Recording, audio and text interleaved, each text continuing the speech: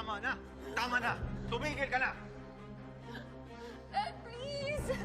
Please! How can you stand by your words, Zoe? Kahit huling-huli ka na. Hindi ko alam kung paano mo ako nagawang lokohin sa harapan ko.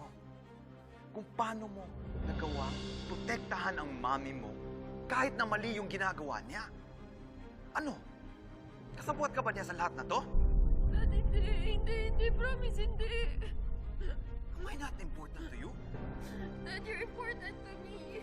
You're important to me and I love you. Parang hindi mo ako ama. Sige, go ahead. Help your mother. Pero sabihin mo sa kanya, sa pag-iwas niya sa akin, lalong pinapalaki niya yung kasalanan niya. Tell her to hide. Because I will do whatever it takes to find her. I'm sorry. I'm sorry.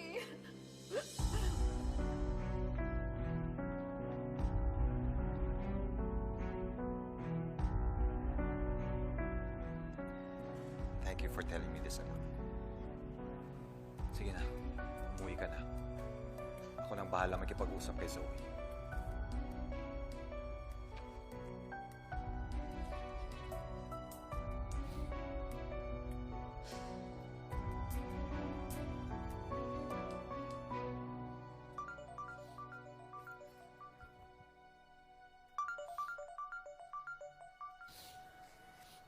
Hello po, Doc. Hello, Annalyn? I heard what happened in Apex. Are you okay? Paano niyo po nalaman? Nakausap ko si Nurse Evan tsaka si Nurse Karen. Are you okay? Ang dami nga po nangyari ngayong araw eh. Nakaka-stress po. Siguro, papahinga lang po muna ako somewhere. Papagpag lang po muna ako. Annalyn, I'm here in Enviva del Cala Hotel. Tapos na yung meeting ko. Baka kailangan mo ng kausap. You can come here. Intayin kita dito.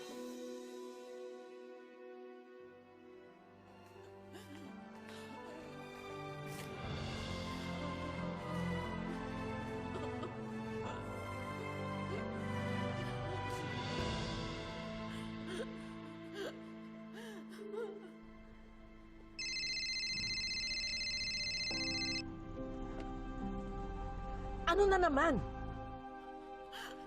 Hello? Ma'am! Ma'am! Naghahanap kami ni Daddy. Ma'am, may galit na galit siya.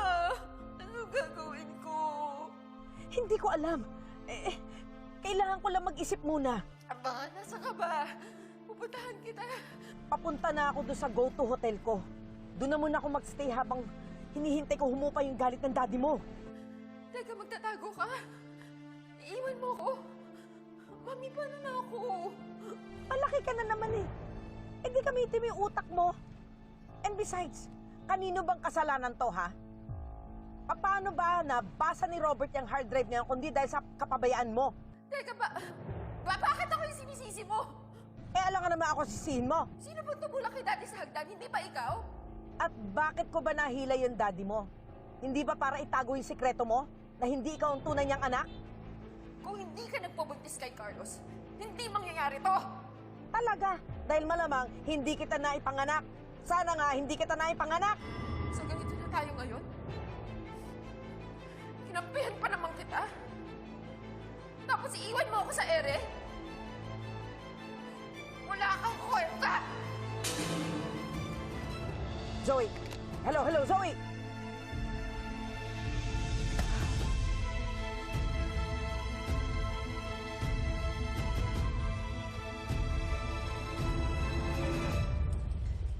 Bigat-bigat lang po kasi. Siyempre, iniisip ko po si Tate pero hindi ko po maiwasang isipin po si Zoe. Kapatid mo kasi siya. Kaya kahit ilang beses kayo mag-away, alam ko, mahal mo siya. Pero nakakainis lang po kasi talaga. Nakaka-frustrate po na alam naman ni Zoe na mali yung ginagawa ng nanay niya pero pinagtatanggol niya pa rin. Maybe, she's afraid of Ninang. Kung totoo nga, na kaya ni Ninang hilahin sa hagdan si Doc RJ. That means she's capable of anything. Kaya sana nga po, mahanap na po ni tatay si Momoira. She can't hide forever, Annalyn. Makikita at makikita rin siya. Oh, kumain ka na ba? You want to order something? Excuse me, room for white opinion, please. Si Ninang!